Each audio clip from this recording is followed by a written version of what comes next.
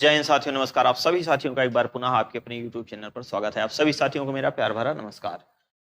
इससे पहले आप लोग क्लास देख लिए होंगे, 9 क्लास। आज हम लोगों की क्या है, आप देख रहे होंगे भारतीय राज्य व्यवस्था संविधान की जो फाउंडेशन पॉलिटी की क्लास हम लोगों की चल रही है। इसमें आज हम लोगों की ये 10वीं क्लास है। इससे पहले 9 क्लास है। उम्मीद और विश्वास है चीज़ें आप लोगों को समझ में आई होंगी। थोड़ा सा गैप हो गया था, लेकिन अब तबीयत लगभग स्वस्थ है, तो अब आपको सारी कक्षाएं हमारी मिलेंगी। तो भारतीय राज्य व्यवस्था संविधान में अगर हम लोग बात करें तो इससे पहले वाली क्लास में हमने आपको उद्देशिका तक पढ़ाया था। पूरा संवैधानिक इतिहास से लेकर के, संवैधानिक इतिहास में 1599 से लेकर के 1772 तक का एक अलग इतिहास हमने बताया। 1773 रेगुलेटिंग एक्ट 1773 से लेकर के और 1853 तक कंपनी का शासन हमारे भारत पे था, ब्रिटिश कंपनी का। फिर 1858 से लेकर 1947 तक ब्रिटिश कंपनी का शासन था। किस प्रकार से था, कंपनी का शासन क्या था, क्राउन का शासन क्या था, दोनों का मतलब क्या होता है। इससे पहले वाली क्लास आप एकदम क्रमबद्ध तरीके से जो लोग देखे होंगे समझ में आई होगी, और जो नहीं देखे होंगे पीछे वाली क्लास जाके देख लीजिए, आपको जबरदस्त तरीके से समझ में आ जाएगी। यही चीज चाहे आप एप्लीकेशन पे पढ़िए, चाहे आपको हम यहाँ फ्री में दे रहे हैं, सेम वही है, कोई अलग नहीं है। टॉपिक वही है, कंटेंट वही है। दूसरी चीज यह है कि कम से कम समय में ज्यादा से ज्यादा मैटर हम आपको देने का प्रयास कर रहे हैं। ये श्रृंखला जो चल रही है आपके लिए सभी भर्ती परीक्षाओं के लिए, चाहे आप वनडे एग्जाम देने जा रहे हैं, चाहे आप कोई स्टेट पीसीएस देने जा रहे हैं, आरओ देने जा रहे हैं, सभी भर्ती परीक्षाओं के लिए ये आपका सेशन महत्वपूर्ण है। उसके बाद 1905 से लेकर 1950 तक हम आपको पढ़ाए। फिर उसके बाद में उद्देशिका, संवैधानिक इतिहास क्या रहा है उसके बारे में, संविधान लागू, संविधान सभा, सारा सब कुछ इससे पहले वाली क्लास में बता दिए हैं। उम्मीद और विश्वास है कि चीजें आपको समझ में आई होंगी। और अब प्रश्नोत्तरी भी हम कराना प्रारंभ कर दिए हैं। ऑफलाइन टेस्ट होना शुरू हो गया है और उसी का जो है सॉल्व आपको हम लेकर के मिलने वाले हैं। तो आइए फिर बिना देरी किए हम लोग सीधे अपने क्लास की ओर रुख करते हैं। आप देख रहे हैं कि जो है इंडियन पॉलिटी, भारतीय संविधान, 10वीं क्लास आज हम लोगों की है। इसके बाद 11, 12, 13 प्रयास करेंगे कि 50 क्लास में आपकी पूरी पॉलिटी को अच्छे तरीके से समाप्त कर दें। चलिए फिर सीधे शुरुआत करते हैं हम लोग भारतीय राज्य व्यवस्था संविधान की। आज हम लोगों का जो टॉपिक होने वाला है, आप ध्यान से देखिए, सब आपको समझ में आएगा। भारतीय संविधान। भारतीय संविधान की अगर हम लोग बात करें, एक हमारा संवैधानिक इतिहास है, एक संवैधानिक इतिहास है। तो संवैधानिक इतिहास पूरा हमने पढ़ लिया है। अगला आप कौन सा है, मूल संविधान। तो आइए देखते हैं मूल संविधान की अगर हम लोग बात करते हैं। मूल संविधान, तो मूल संविधान का मतलब हुआ कि जब किताब बनी संविधान की तो उसी को हम लोग मूल संविधान कहते हैं। उसमें हम लोगों ने सबसे पहले किसके बारे में पढ़ा, उद्देशिका के बारे में पढ़ा। उद्देश्य प्रस्ताव क्या है, प्रस्तावना क्या है, फिर वो जाकर के प्रियम्बल, प्रस्तावना, कितनी बार संशोधन हुआ, इसका उद्घोष किससे होता है, कौन कौन से शब्दों का प्रयोग किया गया है, कितने प्रकार की न्याय है, कितने प्रकार की स्वतंत्रता है, कितने प्रकार की समता है, इस सारा सब कुछ इससे पहले वाली क्लास में हमने आपको बता दिया है। आज का जो हम लोगों का सेशन होने वाला है, पहले तो पूरा आपको दिखा देते हैं। संवैधानिक इतिहास पूरा हमने आपको बताया, पढ़ लिए हैं। उद्देशिका हम लोग इससे पहले वाली क्लास में पढ़ लिए। इसके बाद हम लोग जो पढ़ते हैं अनुसूची के बारे में।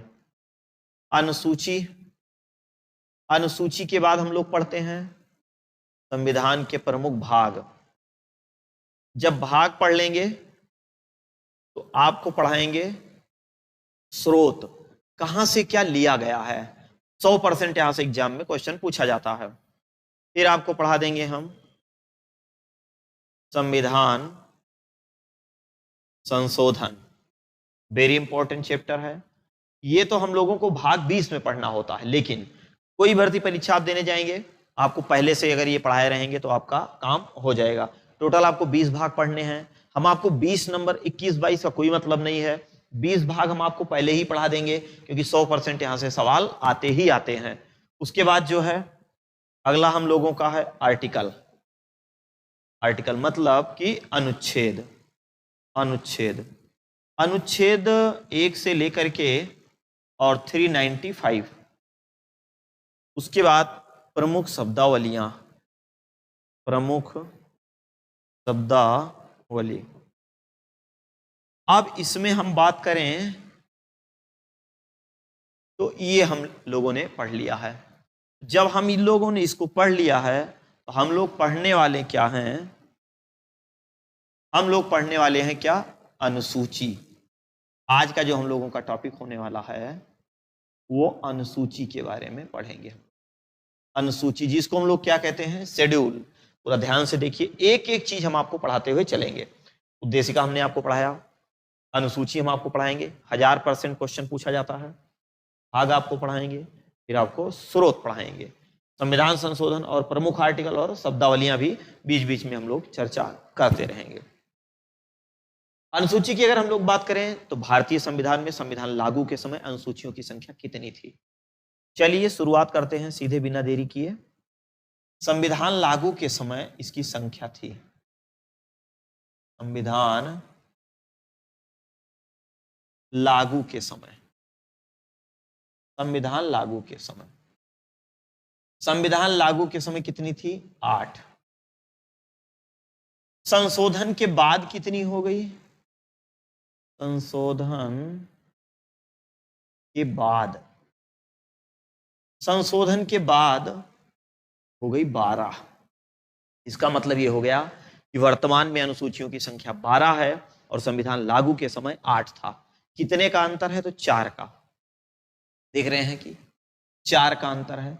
इसका मतलब 4 अनुसूची संशोधन के द्वारा क्या की गई होगी? जोड़ी होगी। संशोधन के द्वारा क्या की गई? जोड़ी गई, जोड़ी गई। आइए हम लोग देखते हैं कि वो चारों कौन कौन से संशोधन के तहत और कौन कौन सी चीजें जोड़ी गई हैं। एकदम सरल भाषा में हम आपको बताने का प्रयास कर रहे हैं, एकदम सरल भाषा में। केवल आप देखिए बस, कितना था? 4। 1 2 3 4। अब 4 गिनती लिख लिए भाई, 4 ही तो बाद में जोड़ा गया। हमने क्या लिखा? 1 2 3 4। 5 को हम यहां लिख देते हैं, समझिएगा, बहुत ध्यान से देखिएगा। 5, अगर इधर उधर देखें तो गड़बड़ हो जाएगा। 5 और 2 को हम जोड़ देंगे, कितना हो जाएगा? 7। 7 को हमें कितनी बार लिखना है? 2 बार। बस इसको यहां से इरेज कर देते हैं। कितनी बार लिखना है? 2 बार। देखिएगा, 1 2 3 4। 5 को हमने यहां लिख दिया। 5 2 7, 2 बार हमने 7 को लिखा। ये आपका पहला संशोधन है, पहला। ये आपका 52वां संशोधन है, 73वां संशोधन है, और ये आपका 74वां संशोधन है। क्लियर? पहला हो गया, 52वां हो गया, 73वां हो गया, 74वां हो गया। किस किस सन में है? ये आपका 1951 में है। पहला जो हुआ 1951 में, 1985 में, 1992, 1992, 93। दोनों का क्या कॉन्सेप्ट है आपको बताएंगे। लागू की बात करेगा तो 93 हो जाएगा, बनने की बात करेगा तो 92 हो जाएगा। तो 73वां, हाँ, अगर मान लीजिए इस क्वेश्चन पूछा 74वां संविधान संशोधन किस वर्ष हुआ? अब 1992 विकल्प में नहीं है, अब 93 लगा दोगे। 1992 और 93 दोनों एक साथ नहीं रहेगा, ये भी पहले से बता दे रहे हैं। क्या क्या जोड़ा गया आइए देखते हैं। 9वीं अनुसूची, 10वीं अनुसूची, 11वीं अनुसूची, और भैया 12वीं अनुसूची। 12वीं अनुसूची, 9वीं हो गया, 10वीं हो गया, 11वीं हो गया, 12वीं हो गया। बहुत शानदार तरीके से आप देखिए, पूरा एक एक संशोधन भी आपको याद हो जाएगा किसमें क्या क्या है, अभी तुरंत आपको पता चल जा रहा है, फटाक से भी आपको पता चल जाएगा। 9वीं, 10वीं, 11वीं, 12वीं। अब इन अनुसूचियों में क्या क्या चीजें जोड़ी गई, ये तो सबसे महत्वपूर्ण चीज है ना। ना से 9, ना से न्यायिक समीक्षा, न्यायिक पुनरावलोकन या भूमि सुधार। इसमें क्या है? न्यायिक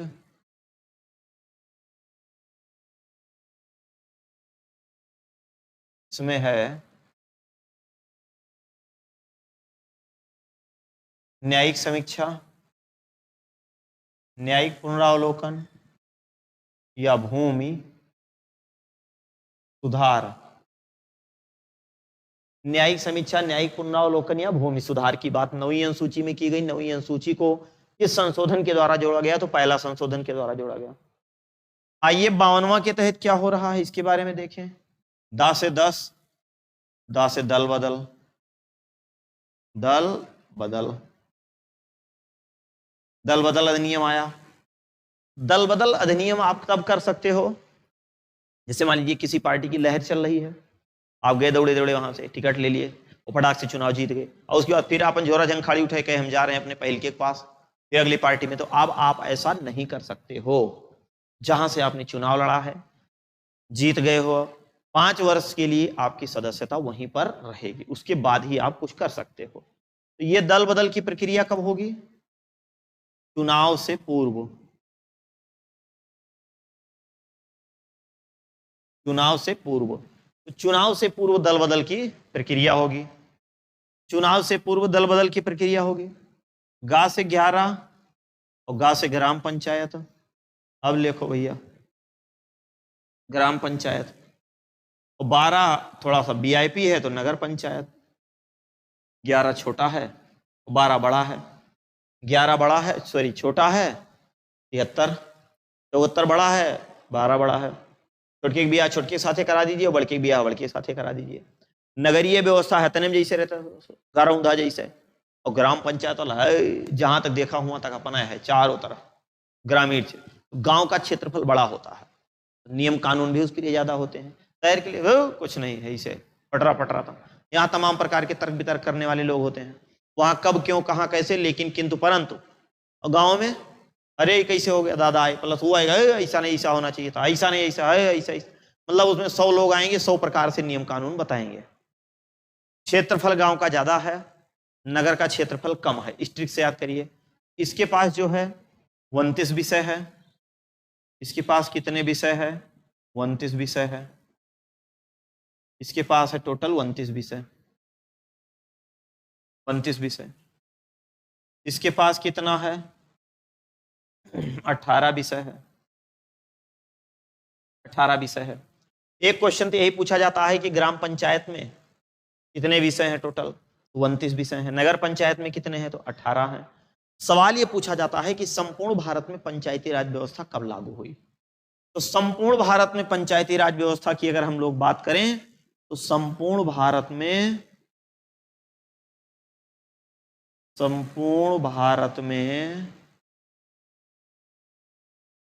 पंचायती राज व्यवस्था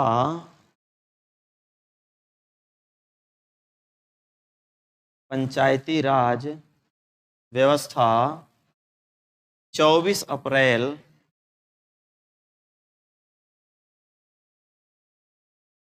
1993। 24 अप्रैल 1993। 24 अप्रैल 1993 में संपूर्ण भारत में पंचायती राज व्यवस्था लागू हुई, लेकिन नागालैंड और दिल्ली में इस टाइम कोई बहुत जरूरत वहां नहीं है। दिल्ली और नागालैंड में इसकी जरूरत नहीं है क्योंकि पूरी तरह से एकदम डेवलप एरिया है। पंचायती राज संपूर्ण भारत में अगर हम लोग बात करते हैं तो पंचायती राज व्यवस्था कब लागू होती है? हमने आपको बताया 24 अप्रैल 1993 को। 24 अप्रैल 1993 को पंचायती राज व्यवस्था लागू हुआ। इसी कारण से 24 अप्रैल को एक दिवस मनाया जाता है। कौन सा दिवस मनाया जाता है? तो 24 अप्रैल को जो दिवस हम लोगों का मनाया जाता है तो वो 24 दिवस को मनाया जाता है पंचायती राज दिवस। कौन सा दिवस? पंचायती राज दिवस मनाया जाता है। एक क्वेश्चन तो यही हमारी भर्ती परीक्षाओं में पूछा जाता है कि पंचायती राज दिवस कब मनाया जाता है? तो पंचायती राज दिवस, पंचायती राज दिवस, तो पंचायती राज दिवस मनाया जाता है भैया 24 अप्रैल को। और यहीं पर मतदाता दिवस की अगर हम लोग बात करते हैं, मतदाता दिवस, मतदाता दिवस की, मतदाता दिवस की अगर हम लोग बात करते हैं तो 25 जनवरी को, 25 जनवरी को, 25 जनवरी को, 25 जनवरी को क्या मनाया जाता है? मतदाता दिवस। तो आपको यहां तक समझ में आया होगा कि जो अनुसूची है संविधान लागू के समय तो संविधान लागू के समय अनुसूचियों की संख्या थी कितनी? तो 8। संशोधन के बाद कितनी हो गई? 12। कितने संशोधन हुए? 4। कौन कौन से?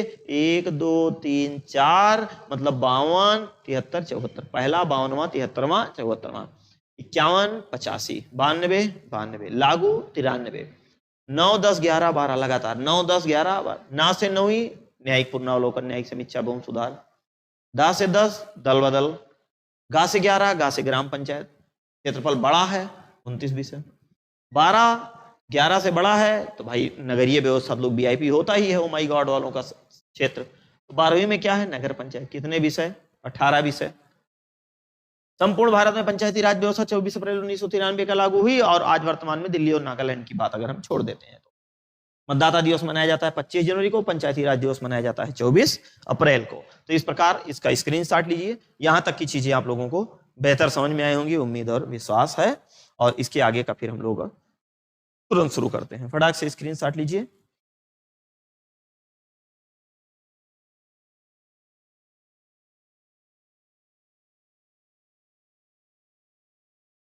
चलिए, यहां तक आपने स्क्रीनशॉट ले लिया। अब इसके आगे हम लोग देखते हैं। आगे का मतलब यह हुआ कि 1 से लेके 8 तक देख लेते हैं। 1000% यहां से क्वेश्चन आता है, और लोग क्या करते हैं कि बस ऐसे ही चलो ठीक है इसको हम पढ़ लेंगे, कोई मतलब नहीं है, और इसी चक्कर में सब मामला उनका गड़बड़ हो जाता है। तो आइए हम लोग देखते हैं। कट रहा है क्या? कट नहीं रहा है। तो अब हम लोग अगर बात करते हैं तो अनुसूची, पहली अनुसूची संघ एवं राज्य क्षेत्र की बात की गई है। संघ एवं राज्य क्षेत्र, संघ एवं राज्य क्षेत्र की बात की गई है। भाग 1 में भी संघ एवं राज्य क्षेत्र की बात की गई है, लेकिन दोनों में अंतर क्या है, यही अंतर आपको समझना है। वहां पर यह बताया गया है कि 28 राज्य और 8 केंद्र शासित प्रदेश हैं, लेकिन यहां पर वो बताया गया है, वही चीज यहां भी बताया गया है कि 8 केंद्र शासित प्रदेश हैं, 28 राज्य हैं। इनकी यहां पर व्याख्या की गई है। यहां पर व्याख्या है कौन सा राज्य कहां है, किस किस राज्यों से स्पर्श कर रहा है, कितने उसमें जिले हैं, कहां की क्या व्यवस्थाएं हैं, ये सारी चीज अनुसूची में है। 28 राज्य हैं, हाँ भाग, ये आपका भाग में है। पहले में क्या है? संघराज्य क्षेत्र, मतलब कि पहली अनुसूची में संघराज्य क्षेत्र की बात की गई है। दूसरी अनुसूची की अगर हम लोग बात करते हैं, दूसरी अनुसूची में वेतन एवं भत्ता, वेतन भत्ता, 1 2 दो चीज की बात है, वेतन की भत्ता की। कितने चीज की बात की गई है? 2 चीज की। दूसरी अनुसूची में कई चीज की बात की गई है? 2 चीज की बात की गई है। तो दूसरी अनुसूची में 2 चीज की बात की गई है। दूसरी अनुसूची में 2 चीज की बात की गई है, मतलब कि वेतन और भत्ता के जितने भी अधिकारी हैं, सारे अधिकारियों के वेतन भत्ता की बात यहां पर की गई है। क्लियर? उसके बाद तीसरे में किस चीज की बात की गई है? सा प थ, ये और खतरनाक ट्रिक है। सा पा थ, सा प थ, सा प थ, सा प थ, कितना? 1 2 3। लो एकदम सरल। तीसरे में शपथ। चौथा थोड़ा सा हमारा बड़ा हो जाता है। चौथा हमारा थोड़ा सा क्या हो रहा है? बड़ा हो रहा है। तो राज्य सभा, देखो ये बड़ा हो गया। 1 2 3 4, ऐसे ही क्लियर हो गया। राज्यसभा, इसकी आगे जो लिखा रहेगा वो तो आप उतना लगा ही लोगे। राज्यसभा में सीटों का आवंटन, राज्यसभा में सीटों का आवंटन। राज्यसभा में वर्तमान में कितने सीटें हैं, उसमें घटौती कैसे होगी, बढ़ोतरी कैसे होगी, इन सारी चीजों की व्याख्या जो है वो अनुसूची 4 में की गई है। ऐसे वर्तमान में 245 है, 250 क्या मतलब है, फिर उसके आगे अगर घटेगा बढ़ेगा तो उसका क्या मतलब है, इन सारी चीजों की बात चौथी अनुसूची में की गई है। क्लियर? ये देखिए ए, आप इसको जो है एस भी कह सकते हैं, और आप इसको 5 भी कह सकते हैं। भाई ये 5 भी है और एस भी है, तो इस ट्रिक से याद कर लीजिए। 5 है ये एस, मतलब SC एवं ST का प्रावधान। इसका प्रावधान ST एवं SC एवं ST का। पहले SC बाद में ST, पहले 5 बाद में 6, बाद में क्या 6, पहले 5 बाद में 6, पहले SC बाद में ST, पहले 5 बाद में 6, पहले बाद में इस ट्रिक से याद कर लेते हैं। बाद में क्या है ST। इसमें जो है ST की बात शेड्यूल्ड ट्राइब्स की बात की गई है। शेड्यूल्ड ट्राइब्स मतलब अनुसूचित जनजाति की बात की गई है। इसमें अनुसूचित जाति और अनुसूचित जनजाति का प्रावधान है हमारे भारत में। जितने भी शेड्यूल कास्ट और शेड्यूल ट्राइब्स अनुसूचित जाति और अनुसूचित जनजाति हैं। लेकिन अनुसूचित 6 में केवल और केवल शेड्यूल ट्राइब्स की बात की गई है, अनुसूचित जनजाति की बात की गई है। लेकिन ये भारत के सभी राज्यों के लिए नहीं, पूर्वोत्तर के ये राज्य हैं और 7 सिस्टर स्टेट में आते हैं। इनकी संख्या मात्र 4 है, इनकी संख्या मात्र 4 है, इनकी संख्या मात्र 4 है।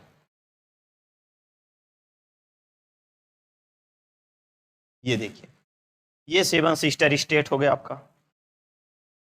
कौन कौन सा राज्य है? एक असम है, ये आपका मेघालय है।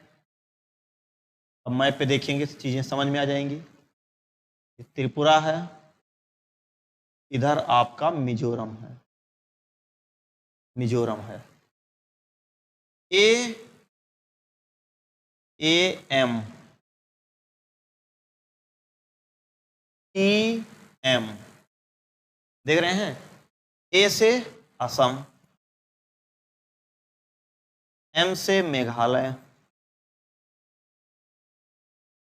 T से त्रिपुरा, M से मिजोरम, मिजोरम। ये भारत की 4 ऐसे राज्य हैं जहां की जनजातियों के लिए अनुसूचित 6 में विशेष प्रावधान है। बगैर इनकी इजाजत के आप यहां नहीं जा सकते हो। पता लगा ये उघारे टहल रहे हैं। आप कैमरामैन फोकस करो, पहुंच गए, एकदम फोकस है करना शुरू कर दिए, लाके यहां वायरल कर रहे हो।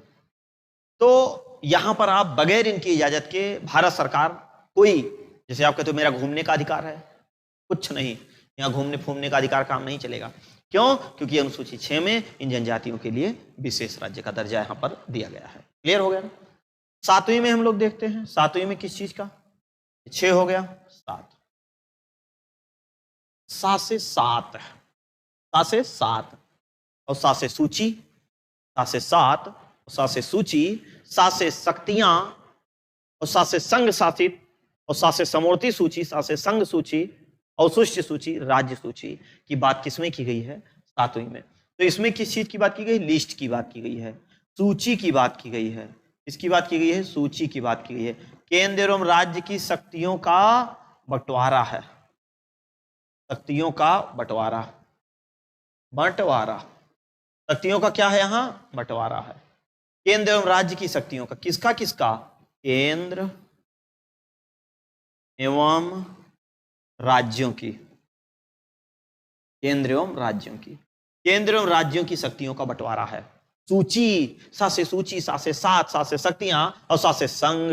कौन कौन? संघ। आओ देखें, संघ सूची, संघ सूची। फिर देखो मार सा एकदम अपराध हो गया है। और 7 से समवर्ती सूची, समवर्ती सूची,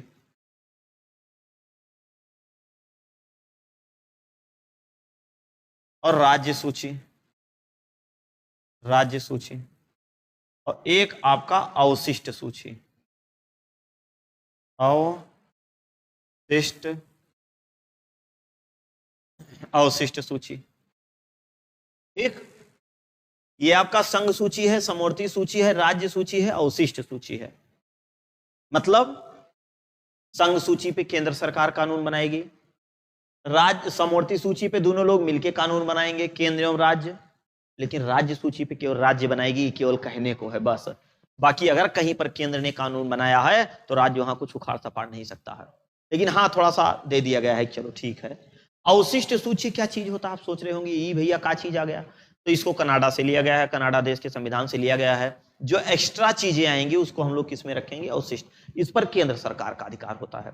जैसे परमाणु ऊर्जा हो गया, अंतरिक्ष अनुदान संसाधन हो गया, कोई भी एक्स्ट्रा चीजें हो गया, जितना भी इसरो फिसरो है, सोशल मीडिया है ना, ये सब जितना है, यूट्यूब, व्हाट्सएप, फेसबुक, ये सब किस में आ जाएगा? अवशिष्ट सूची में।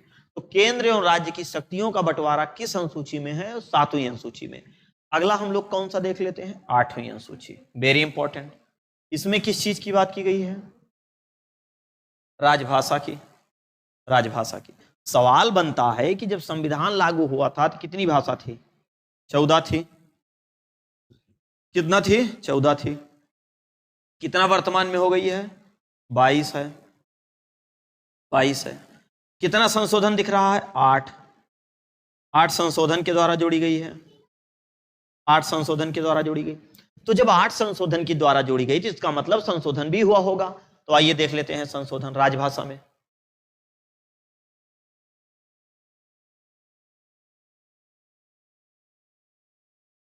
इसे सुरा क्या आ रहा है?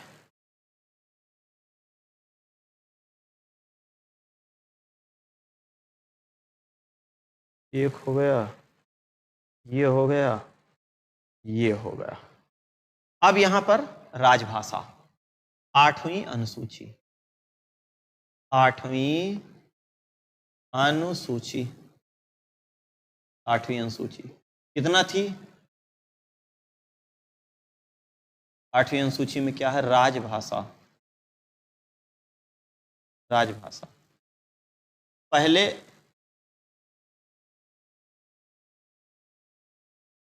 थी 14, अब हो गई है 22।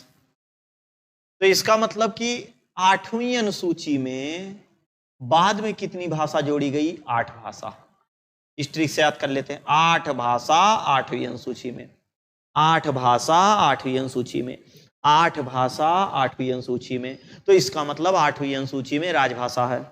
पहले में संघराज क्षेत्र है, दूसरे में वेतन भत्ता है, तीसरे में शपथ है, चौथे में राज्यसभा में सीटों का आवंटन है, 5वें में SC ST का प्रावधान है, 6ठे में केवल ST का है, 4 राज्य असम, मेघालय, त्रिपुरा, मिजोरम।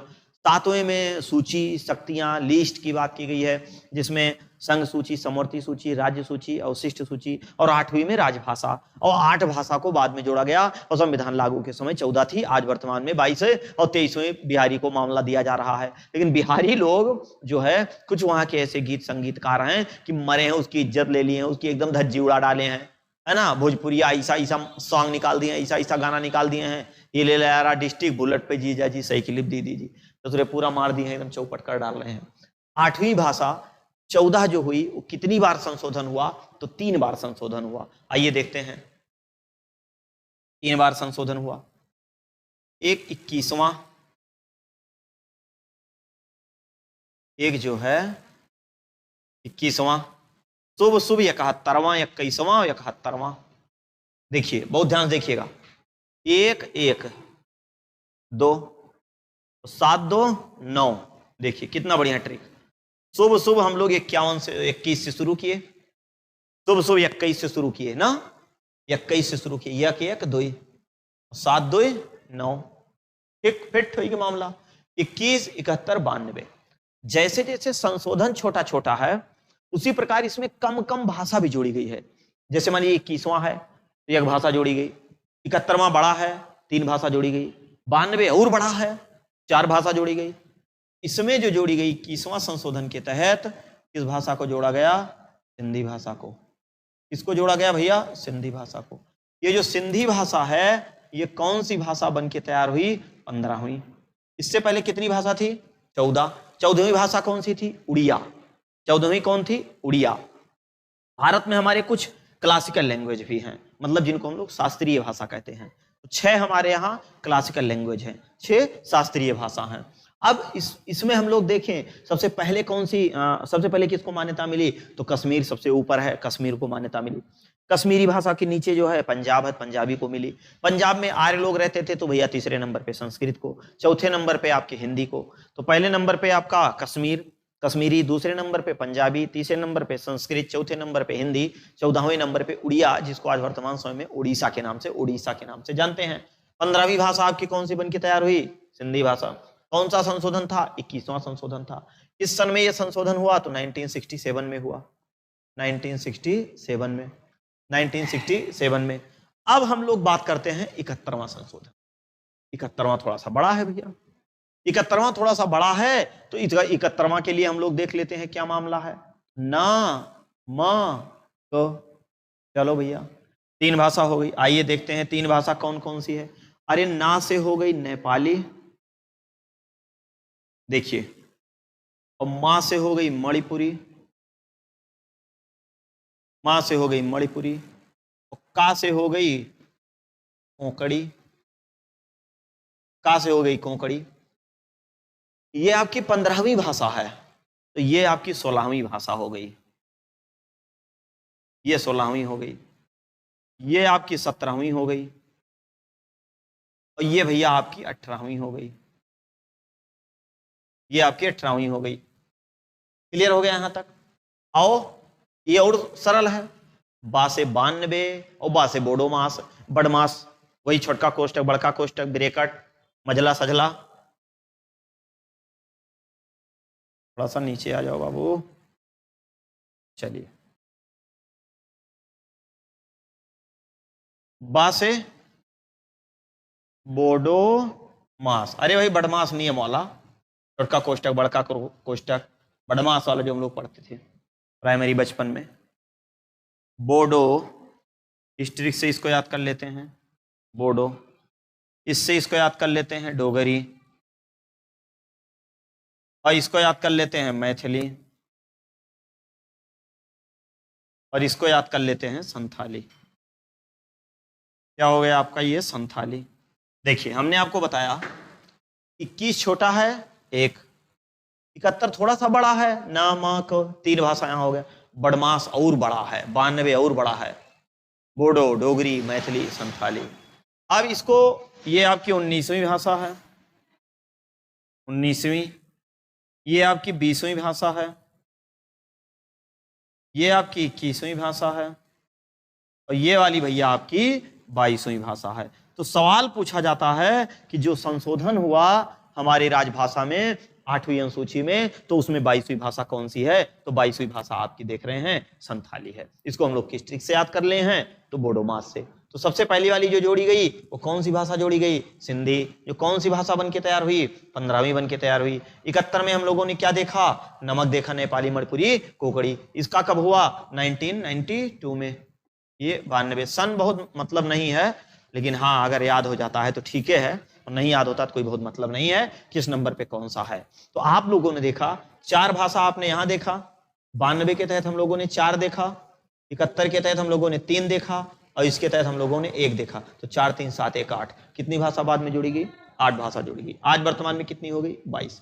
23वीं भाषा भोजपुरी के लिए मौसम बनाया जा रहा है, लेकिन अभी मौसम बनने का चांसेस नहीं है, क्योंकि हमने आपको बता दिया कि भोजपुरी वाले एकदम हमारे यहाँ धज्जियां उड़ा दिए हैं, इले लहरा डिस्ट्रिक्ट बुलेट पे जीजा जी साइकिल दीदी जी करके। ठीक, तो इस प्रकार आप देख रहे हैं कि हम लोगों ने इसमें अनुसूची को बहुत शानदार तरीके से यहां पर पढ़ लिया। ठीक, अब हम लोगों का मूल संविधान में उद्देशिका समाप्त हो गया, इससे पहले पढ़ लिए। अब हम लोगों ने इसमें अनुसूची भी पढ़ लिया। अनुसूची के बाद अब हमारा नंबर क्या आता है? अब हमारा नंबर आता है अनुसूची के बाद भाग पे। तो हम लोग क्या पढ़ेंगे अब? भाग। कितनी अनुसूचियां थी, कैसे कैसे क्या लागू हुआ, इसका हमने आपको अच्छे से बता दिया। उसके बाद अगले पे फिर हमने आपको बताया कि 1 2 3 4 5 6 7 8 राजभाषा में 3 अलग से जोड़ी गई, उसको हमने अलग से बता दिया। ये देखिए इसको हमने यहां पर अलग अब यहीं पर हम लोग देख लेते हैं क्लासिकल लैंग्वेज के बारे में, शास्त्रीय भाषा। तो कुछ हमारे यहाँ शास्त्रीय भाषा हैं जिनको क्लासिकल लैंग्वेज कहते हैं। आप उनको क्लासिकल लैंग्वेज भी कह सकते हैं, आप उनको शास्त्रीय भाषा भी कह सकते हैं, आप उनको प्राचीन भाषा भी कह सकते हैं। तो वो कौन कौन सी हैं? 2 मिनट हम लोग उसके बारे में बात करते हैं। तो यहां पर हम लोग लिखते हैं शास्त्रीय भाषा। शास्त्रीय भाषा, शास्त्रीय भाषा, या इसी को हम लोग कहते हैं प्राचीन भाषा। प्राचीन भाषा, बहुत पहले की भाषा। इसको हम लोग क्या कह सकते हैं? Classical language. चाहे आप क्लासिकल लैंग्वेज कहिए, चाहे आप शास्त्रीय भाषा कहिए, चाहे आप प्राचीन भाषा कहिए। आइए हम लोग देखते हैं कि वो शास्त्रीय भाषा कौन कौन सी है। एक देखिए, सबसे ऊपर जो है संस्कृत, आर्यों की भाषा थी संस्कृत। ये कब की थी? ये वैदिक ये वैदिक समय की थी, मतलब कि हम कह सकते हैं कि आर्यों के समय की। ये आर्य लोग थे तो आर्यों के समय की, ये आर्यों के समय की। दूसरी जो थी ये उड़िया है, उड़िया। मौर्य वंश का एक शासक था अशोक, ये अशोक के समय की थी, अशोक के समय की, ये अशोक के समय की। उसके बाद मलयालम, मलयालम, तमिल, कन्नड़, कन्नड़, तेलुगु, ये ठीक, ये आपकी इतनी भाषा हो गई। ये है आपकी क्या, क्लासिकल लैंग्वेज। क्लासिकल लैंग्वेज की अगर हम लोग बात करते हैं, क्लासिकल लैंग्वेज को अगर हम लोग मैप में देखना चाहें तो आप जो है आसानी से देख सकते हो कि कहाँ पे क्या क्या है। थोड़ा सा ऐसे मैप के माध्यम से अगर आप देख रहे हो तो आपको चीजें ज्यादा समझ में आएंगी। ठीक, ये है आपका मैप, देखिए ये है आपका पंजाब, ये है आपके उड़ीसा, उड़ीसा, अरे मतलब उड़ीसा, ये है आपका कर्नाटक, कर्नाटक, ये है आंध्र प्रदेश, ये है तमिलनाडु, तमिलनाडु, ये भैया केरल, ये है केरल। आइए देखते हैं, पंजाब में आर्यों के समय की जो भाषा थी वो संस्कृत थी, ये देखिए संस्कृत। उड़ीसा अशोक के समय की भाषा थी जिसको हम लोग क्या कहते थे, उड़िया, उड़िया, उड़िया, दूसरी भाषा हो गई। आंध्र प्रदेश ये कन्नड़, केरल मलयालम, तेलुगु, तेलुगु, तमिल, तमिल। ये जो दक्षिण भारत की चारों हैं, दक्षिण भारत की, इनको हम लोग कहते हैं क्या, द्रविड़। इनको हम लोग यहां पर कह सकते हैं क्या, इधर देखिए, ये जो है आपका, ये है द्रविड़ भाषा, द्रविड़ भाषा, इसको हम लोग क्या कहते हैं, द्रविड़ भाषा। कौन कौन कहां बोली जा रही हैं, आप देख रहे हैं, उड़िया पंजाब, ये आर्यों के समय की संस्कृत हुआ करती थी, उड़िया ये उड़ीसा में है, संस्कृत पंजाब, उड़िया उड़ीसा।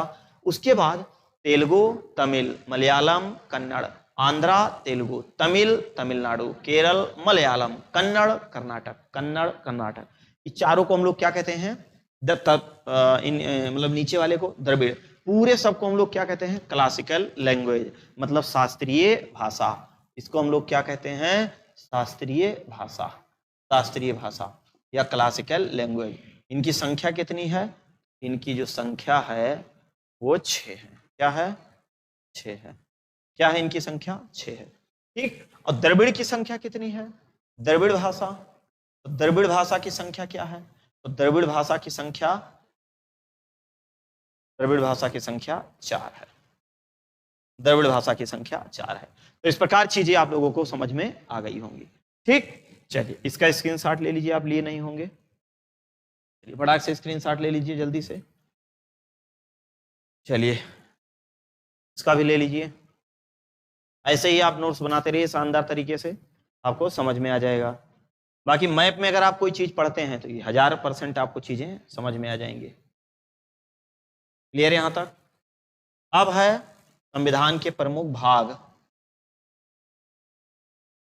संविधान के प्रमुख भाग, संविधान के प्रमुख भाग, भाग। अब अनुसूची शेड्यूल के बारे में हम लोग ने देख लिया, अब हम लोग इसके पार्ट के बारे में देखते हैं कि भाग 1 में क्या है। अगर भाग 1 में संघराज क्षेत्र है तो कितने आर्टिकल से लेके कितने आर्टिकल है, संविधान लागू के समय कितने भाग थे, मूल भाग कितने हैं, संशोधन भाग कितने हैं, निर्सित कितना हुआ है। तो अगर हम लोग बात करें मूल भाग की, तो मूल भाग जो हमारा है, मूल भाग, मूल भाग 22 था, 21 है, 21 है।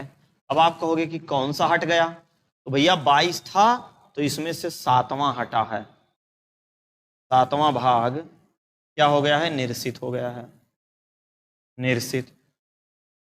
ठीक, ये आपका कट्टिम कुट्टा हो गया है। 22 में कितना बचा, 21। क्लियर। संशोधन कितना हुआ है, संशोधन के द्वारा, संशोधन के द्वारा, तो संशोधन के द्वारा कितना जोड़ा गया, 4, 4 जोड़ा गया। आओ देखते हैं कौन कौन सा है। 4 जोड़ा गया, एक तो 4 का जोड़ा गया जिसको हम लोग क्या कहते हैं, फंडामेंटल ड्यूटीज। आगे इसकी व्याख्या पढ़ेंगे, बस यहाँ केवल इतना ही आप जान सकते हैं। 4, एक आपका 9 का जोड़ा गया जिसमें हम लोग क्या कहते हैं, नगर पंचायत। एक जोड़ा गया 9 खा जिसमें हम लोग पढ़ते हैं सहकारी समितियां, कोऑपरेटिव सोसाइटी, सहकारी समितियां। एक हम लोग पढ़ते हैं 14 का अधिकरण, अधिकरण, अधिकरण।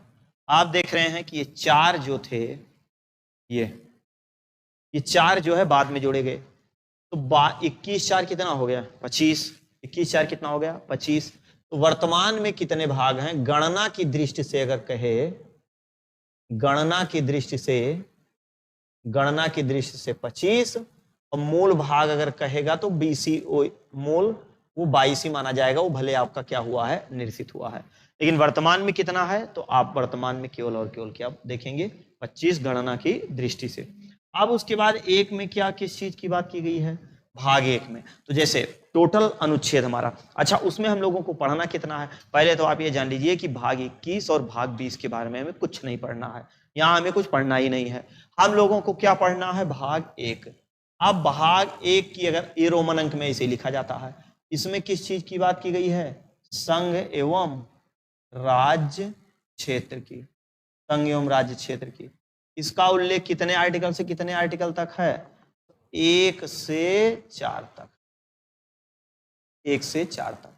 मतलब क्या है कि अनुच्छेद 1 से लेके 4 तक किस चीज की बात की गई है, तो संघ एवं राज्य क्षेत्र की। वहीं पर भाग 2 की अगर हम लोग बात करें, तुरंत ये भी रोमन अंक में ही ऐसे लिखा जाएगा, सीधे पूछ लेता है कि भाग 2 में क्या है। अरे भाग 2 में सिटीजनशिप की बात की गई है, मतलब नागरिकता की बात की गई है।